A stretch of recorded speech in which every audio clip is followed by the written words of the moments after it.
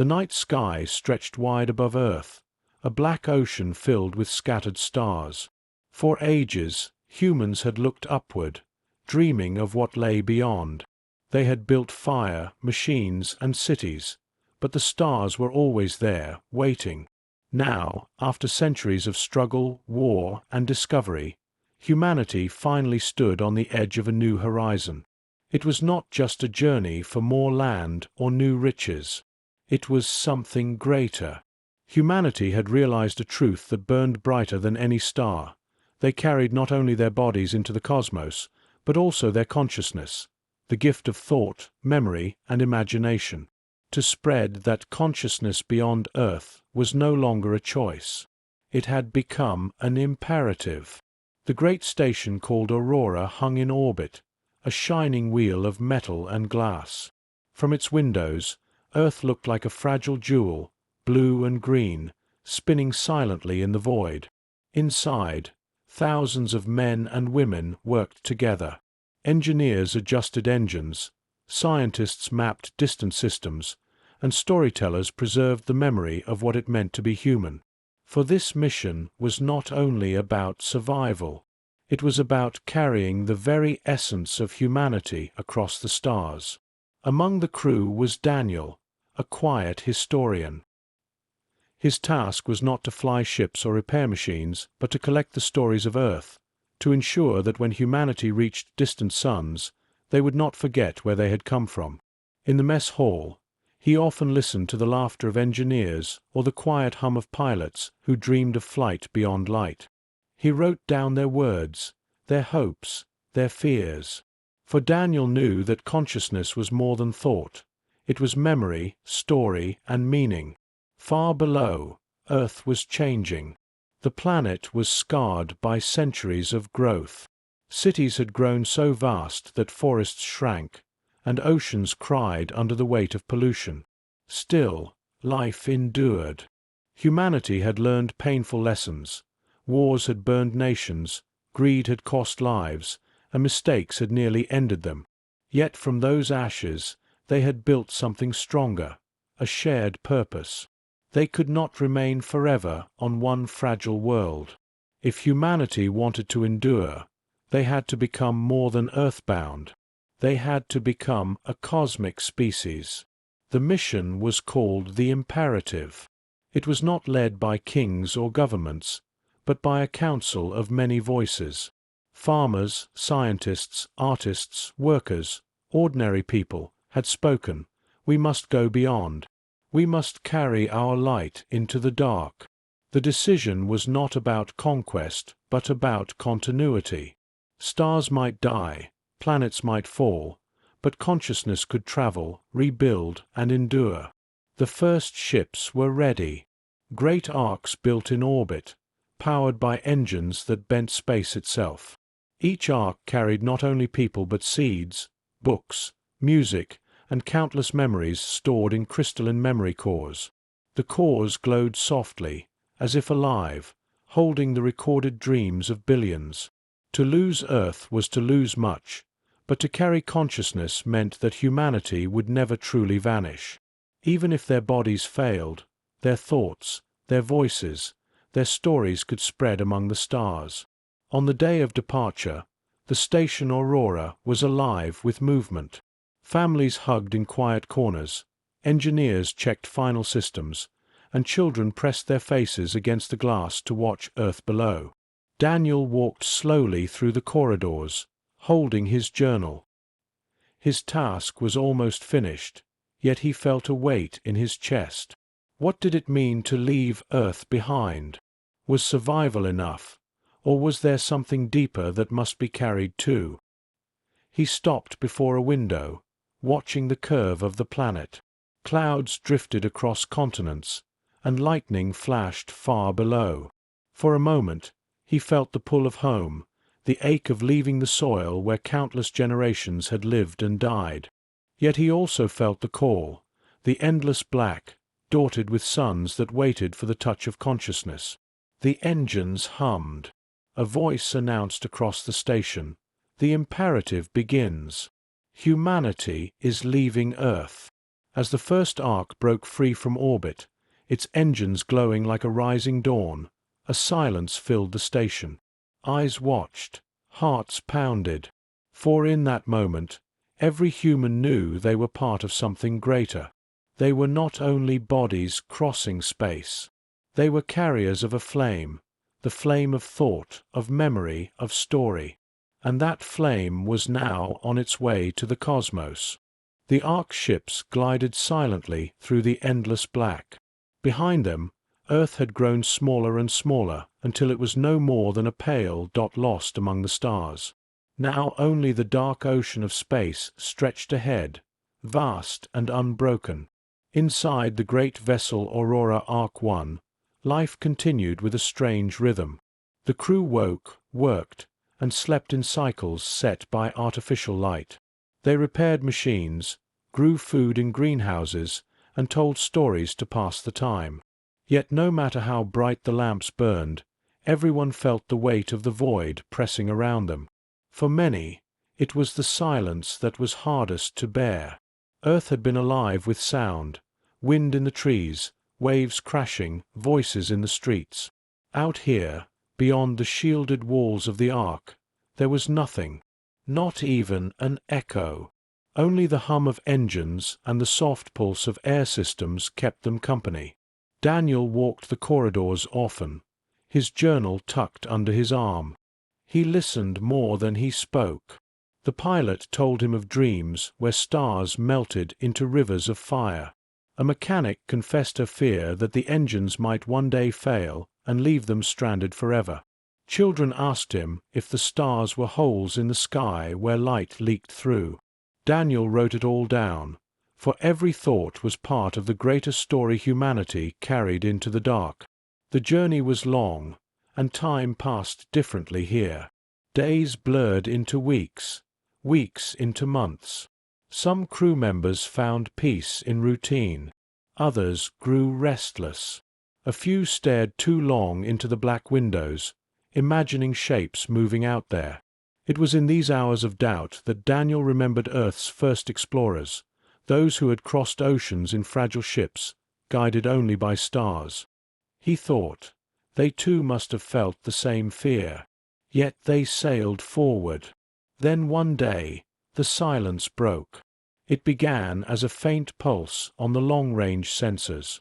At first, the crew thought it was just background noise, a flicker of radiation from a distant star. But the signal grew stronger, repeating with a pattern too clear to be natural. "Not from Earth," said the communications officer, his voice steady but eyes wide. The room filled with murmurs. For months they had drifted in emptiness, and now someone, was reaching across the dark. The captain ordered the ship to adjust course toward the source. The Ark turned slowly, its engines glowing, and began a new journey. Days stretched as the signal guided them toward its origin. Every hour the pulse repeated, a steady beat, like a heart in the void. Hope and fear battled in the minds of the crew. Some believed they would find living beings waiting to greet them. Others whispered of traps, of dangers they could not yet imagine. Daniel wrote quietly, "Consciousness calls to consciousness. If there are others out here, we must listen. For silence is death, but a signal is life." Weeks later, they arrived. The signal had come from the ruins of a dead system. The Ark emerged near a broken star, its light dim, its planets shattered. What remained were fragments, giant machines drifting without power, towers floating aimlessly in the void, and cracked spheres that once might have been cities. The crew stared in silence. Here was proof that they were not the first to reach for the stars. Another people had risen, had built wonders greater than anything on Earth, and yet now they were gone. Daniel walked among the data screens, watching images of ruined towers spinning in the dark. He felt both awe and sorrow. He imagined lives once lived here, voices, laughter, dreams, all gone, scattered like dust. The signal still pulsed, repeating its steady beat. But when the scientists decoded it, they found only emptiness. It was not a message of greeting. It was a machine's final heartbeat, repeating across the centuries. A ghost of a vanished mind. The crew gathered in the common hall, and the captain spoke.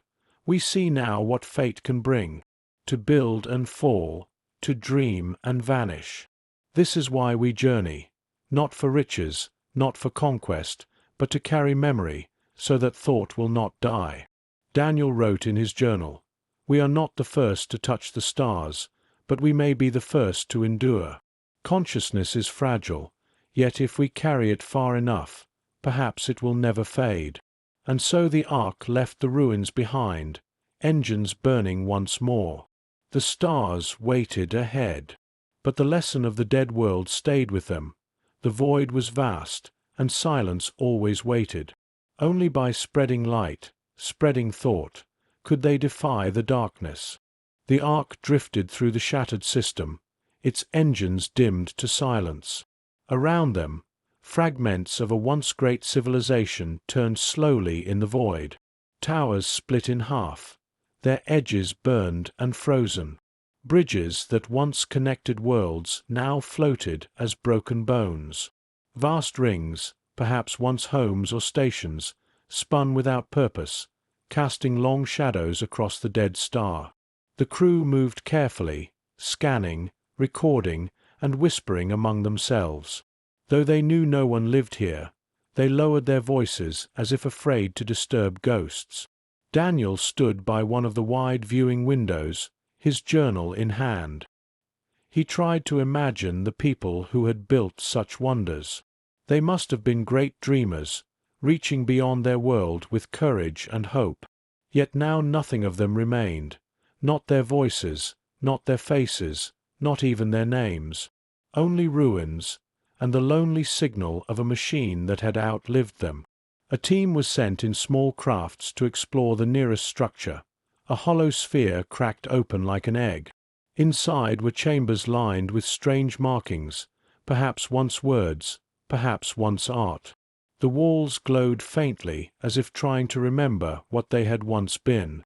The explorers recorded everything, sending streams of images back to the Ark. In the command deck, the captain watched the data flow.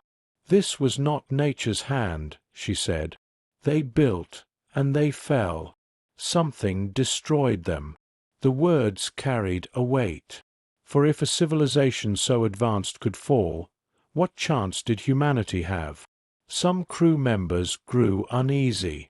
Whispers spread through the halls. Was this a warning? Should they return home before the same fate found them? Others argued that this was proof of why the mission mattered. If civilizations could vanish, then the imperative was even more urgent, to ensure thought and memory were not swallowed by the void. Daniel wrote in his journal, "Here lie the remains of minds that once dreamed.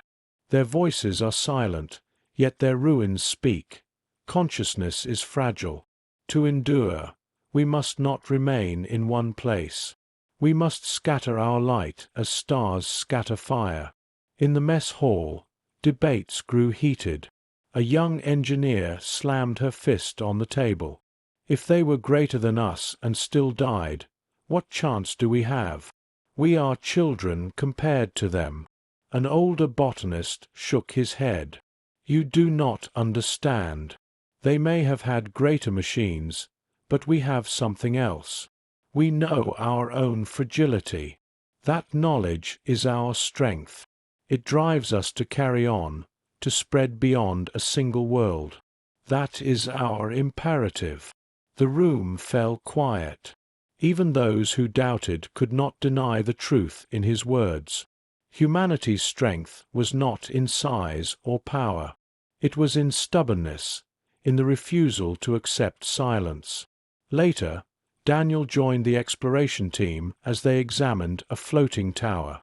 Its halls were filled with dust that did not move, airless and frozen. On one wall, he found carvings that twisted like rivers. Were they stories? Maps? He could not tell. He reached out and touched the cold surface. For a moment, he felt a deep ache. Not fear, but sorrow. Whoever had made these marks had wanted to be remembered. Now their meaning was lost forever. He pressed his palm against the wall and whispered, "We will remember for you." The captain later addressed the crew. Her voice carried through every corridor. "We came seeking life.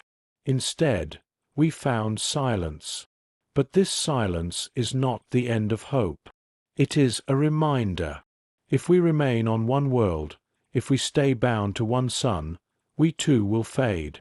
But if we spread, if we carry thought to many stars, then even if one world falls, consciousness will endure." Her words lit a fire in the hearts of many. The ruins were not a warning to turn back. They were a command to press forward. The Ark left the broken system behind. The signal faded until it was only memory. Yet the silence no longer felt empty. It felt alive with purpose. As the stars stretched ahead, Daniel closed his journal and whispered words to himself. "We are not alone in the void, not because others live here, but because others once dreamed here. We will carry that dream forward, so the cosmos never forgets the light of thought." And with that, humanity sailed deeper into the unknown, not in fear of silence, but in defiance of it. The Ark had left the ruins behind, but the memory of that broken world followed them like a shadow. For weeks, the crew spoke of it in hushed tones. They dreamed of silent towers and empty halls, and each morning they woke with the same question in their hearts. Would the same fate one day reach us? The void stretched on, cold and endless. The stars glimmered, but they gave no comfort. Life aboard the Ark became a rhythm of duty, repairing systems, tending the gardens, logging the endless darkness. Even laughter grew scarce, replaced by a quiet wait. Then, without warning, the trial came. It began as a storm from a restless sun. The Ark's sensors screamed with alarms as waves of radiation tore across space. The crew rushed to shield systems and locked down compartments. But the storm was stronger than they expected. Energy flared through the engines, shaking the ship with violent tremors. Lights flickered. Circuits burned. For a moment, the Ark seemed to groan like a living thing, struggling to hold itself together. Daniel was in the archives when the power failed. The room plunged into shadow, screens going dark, memory cores flickering weakly. For a moment, he thought the voices of Earth, stored songs, stories, and histories, might vanish in an instant. His hands shook as he clutched the nearest core, whispering, "Hold on. You must hold on." Across the ship, fear spread like fire. Some crew members wept. Others shouted. A few whispered that this was a sign. They should never have left Earth. The captain's voice cut through the chaos. Calm, steady, commanding, "We are not broken. We are human. Seal the shields, rear out power, protect the Ark. We will not fall here." Her words steadied many, but the danger was real. The storm raged for hours, battering the Ark with invisible fire. Entire sections went dark. Greenhouses wilted under failing lights. Water systems faltered. The engines screamed as they absorbed the storm's fury. In the control deck, engineers worked until their hands bled, forcing new power routes, welding broken lines. Mechanics risked exposure to repair the shield panels. Daniel watched them with awe.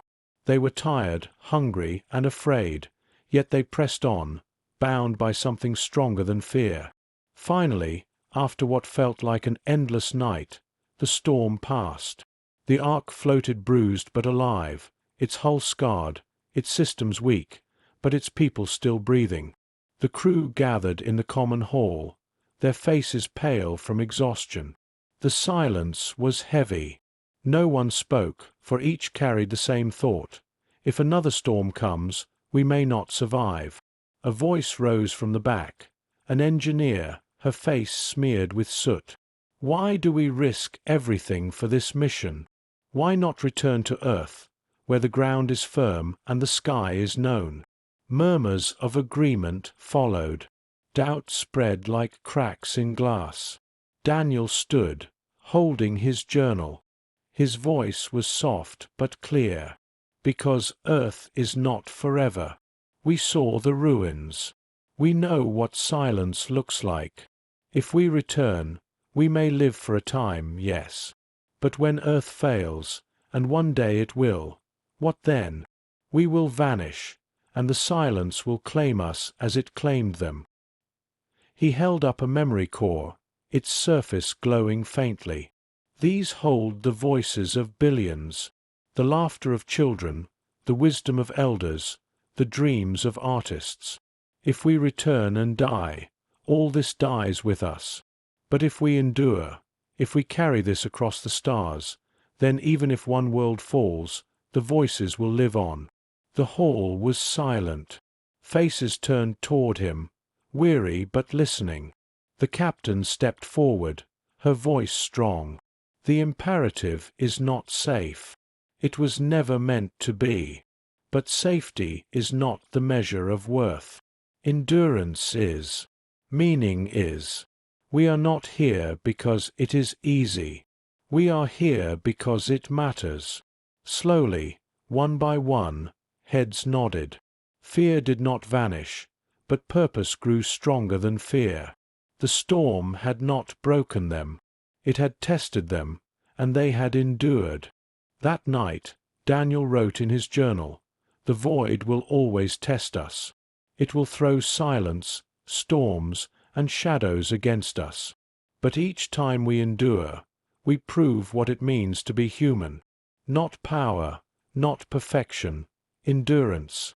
That is the true imperative."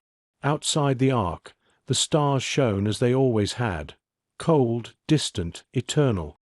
But within the ship, a fire had been rekindled. Humanity pressed forward, scarred but unbroken, carrying its light into the dark. An older botanist shook his head.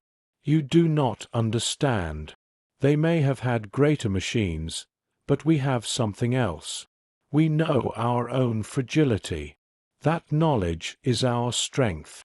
It drives us to carry on, to spread beyond a single world. That is our imperative." The room fell quiet. Even those who doubted could not deny the truth in his words. Humanity's strength was not in size or power. It was in stubbornness, in the refusal to accept silence. Later, Daniel joined the exploration team as they examined a floating tower.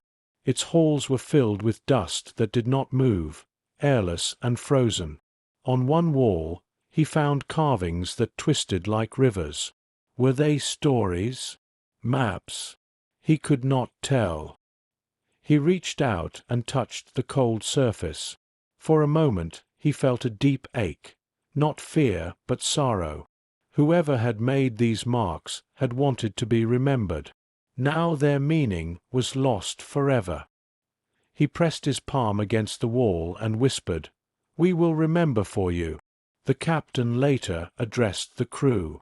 Her voice carried through every corridor. "We came seeking life. Instead, we found silence. But this silence is not the end of hope. It is a reminder. If we remain on one world, if we stay bound to one sun, we too will fade. But if we spread, if we carry thought to many stars, then even if one world falls, consciousness will endure." Her words lit a fire in the hearts of many. The ruins were not a warning to turn back. They were a command to press forward. The ark left the broken system behind. The signal faded until it was only memory. Yet the silence no longer felt empty. It felt alive with purpose. As the stars stretched ahead, Daniel closed his journal and whispered words to himself. "We are not alone in the void, not because others live here, but because others once dreamed here. We will carry that dream forward. so the cosmos never forgets the light of thought.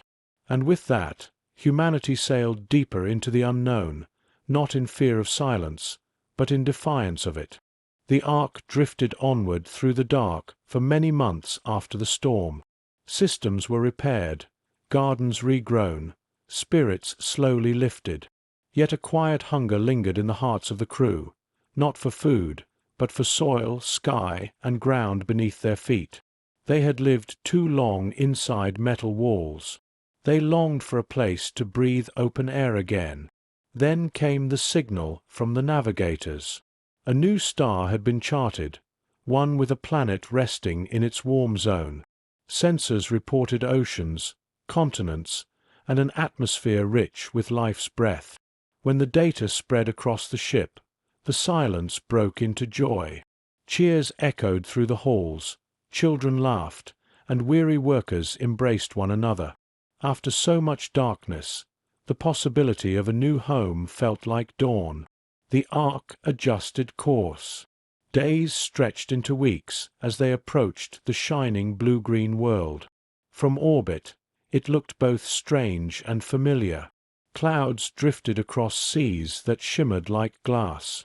Mountains rose like spines along the land, and wide plains stretched golden in the sun.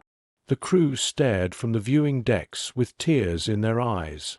The captain spoke softly, as if afraid to disturb the moment. "This is what we came for. A world where thought may grow, where memory may root. The imperative begins here." Landing crafts descended through the sky, their hulls glowing with heat. Daniel rode in one of the first, his journal gripped tightly in his hands. As they pierced the clouds, sunlight struck his face, warm and real. The craft shuddered, then touched down in a wide valley beside a river that sang as it flowed over stone. When the hatch opened, the air rushed in, fresh, clean, filled with the scent of soil and water. The crew stepped out, their boots pressing into soft earth. For the first time since leaving Earth, they felt ground beneath their feet. Many fell to their knees, pressing their hands into the dirt, weeping openly. Children ran to the river and splashed in its waters, laughing with a freedom no metal corridor could give. Daniel knelt and let the soil crumble through his fingers. It felt both alien and home. He whispered to himself, "Here thought will live." Work began at once. Seeds brought from Earth were planted in fertile fields. Trees from Earth's memory took root beside the native flora. Greenhouses were built, but soon they were not needed. The planet itself was a vast garden waiting to grow. Engineers raised shelters, while artists painted colors on the walls to mark the beginning of a new story. The first night under alien skies was unforgettable. The crew gathered around fires by the river, watching two moons rise together. Stars burned in constellations no one had ever named. Musicians pulled instruments from cases, and songs rose into the night. For a moment, the void felt far away, and the colony felt alive with the pulse of humanity. Daniel recorded it all. He spoke with farmers who planted wheat, with children who named the moon's twin eyes, and with the captain who looked at the stars and whispered, "We are not only surviving, we are beginning." Soon after, the Archive of Humanity was founded. A great hall was built at the heart of the settlement, its walls carved with symbols of Earth, rivers, mountains, forests, and faces. Within, the glowing memory cores were placed, each one holding the voices, art, and dreams of billions. It became a temple not of faith, but of memory. Daniel was chosen as its first keeper. Each day he added new voices, new stories. The colony was not only about life, but about consciousness. Every thought, every invention, every dream became part of the archive, proof that humanity was not only flesh but spirit. There were struggles too. Storms swept across the plains. Crops failed at first as soil rejected some seeds. Illness struck until medicines were adapted. Yet with each hardship, the settlers endured. They remembered the storm in the void and the ruins of the dead world. They knew why they had come, not for ease, but for meaning. Years passed, and the valley bloomed. Forests grew where none had been. Rivers ran clear, fields golden with harvest. Children were born who never saw earth, yet when they visited the archive, they listened to voices from across centuries and felt connected to a greater whole. One evening, Daniel walked to the river and watched the moons climb the sky. He opened his journal and wrote, "We have planted more than seeds of life. We have planted seeds of thought. This world will grow not only forests, but stories. And as long as stories grow, humanity will endure." The imperative had begun not in silence, but in song, human voices rising beneath alien skies, promising the cosmos that thought would not die here. Generations passed beneath the twin moons. The colony in the valley grew into a city, then into many cities that stretched across the plains and mountains. The first settlers grew old and told their stories to children who had never set foot on Earth. Those children grew, invented and dreamed, carrying humanity into a future unbound by the soil of their birth. The world, once alien, became home. Fields ripened with grain. Rivers carried boats. Towers rose of stone, steel, and glass. In the archive of humanity, new memory cores glowed brighter each year, filled with voices not from Earth but from this new sky. Consciousness had not only survived, it had multiplied. Yet change brought questions. For the young, Earth was only a story, a legend spoken by elders or stored in glowing cores. They looked to the stars above and asked, "Why must we carry the past? Should we not make our own?" Daniel had long since passed into memory, but his journal was read like scripture. His words, "To spread consciousness is to defy silence," were repeated in schools, carved on stone, and spoken at gatherings. His name became part of the imperative itself, though he had never sought such honor. In the great plazas, debates rose. Some believed the imperative was complete. Humanity had survived, planted seeds, built new homes. Why continue to wander the dangerous void? Why not remain, safe beneath these skies? Others argued that survival was only the beginning. To stop here would be to fall into the same silence that had swallowed the ruins they once found. The council gathered beneath the twin moons to decide. Leaders, farmers, engineers, artists, all voices were heard. At last they agreed. The imperative must go on. Ships must be built again, not to flee but to connect, to spread thought to other stars. Humanity was no longer bound to a single sun. Years of work followed. Great new arcs were crafted, faster and stronger than those that had carried the first settlers. This time they carried not only memory cores but entire schools of thought, libraries of invention, and arts both ancient and new. It was during this age of renewal that a new discovery shook the colony. The astronomers were the first to see it, a pulse of light, rhythmic and deliberate, coming from a star 2 systems away. At first, some believed it to be another echo from a dead world, like the ruins they had once found. But the signal changed, shifted, grew more complex. It was alive. The news spread like fire. For the first time, humanity faced not silence, not ruins, but the presence of another living mind. Excitement and fear battled in every heart. Some argued that contact was too dangerous. What if these beings were hostile? What if their strength dwarfed humanity's? Better to stay hidden, to grow in safety. Others saw it as destiny. To spread consciousness meant not only to carry human thought outward, but to meet and share with other minds. To refuse would be to deny the imperative itself.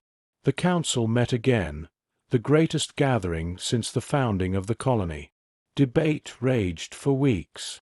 Farmers feared for their families, engineers hungered for discovery, philosophers spoke of meaning. At last, the decision was made. They would answer. The new ark, gleaming beneath the sun, was prepared, not as a warship, but as a messenger.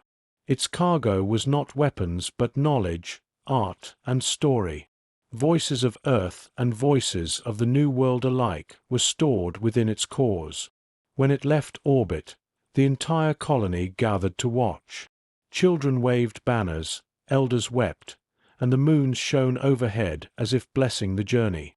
The ship leapt into the void, its course set toward the pulsing star. Every eye turned upward, wondering what awaited: friendship, danger, or silence broken in a way humanity had never known. That night, a teacher spoke to her students as they looked up at the sky. "Survival is not the end," she said. "It is only the beginning. To live is to carry light. To meet others is to share it. That is the true imperative." In the archive, a new entry was recorded. "We have endured storms. We have planted worlds. Now we go to share thought beyond ourselves. Humanity has outgrown survival. We reach for connection." And so, beneath the endless stars, humanity's destiny shifted once more, not only to endure, but to meet, to share, to join the chorus of consciousness waiting in the cosmos. The ark sailed across the void with its cargo of voices, stories, and dreams. It followed the pulsing signal from the distant star, a rhythm that grew clearer with every passing day. The crew felt both fear and wonder, for never before had they faced another living mind beyond their own. As they approached the system, the star shone bright and golden, and around it moved vast structures of metal and light. Unlike the ruins they had once found, these were alive, glowing with power. Ships glided in careful formation, and towers sparkled on worlds below. Humanity had arrived not at silence, but at a civilization still breathing. The ark slowed, sending out its first message, pulses of light encoded with simple numbers, then patterns, then words. For long hours, no reply came. The crew waited, hearts heavy with both hope and dread. Then the answer arrived. It was not speech, but music, tones rising and falling in patterns both strange and beautiful. The sound filled the ark's halls, a melody from minds that were not human, yet alive with meaning. Some wept at the sound. Others laughed in relief. Humanity had spoken into the void, and the void had sung back.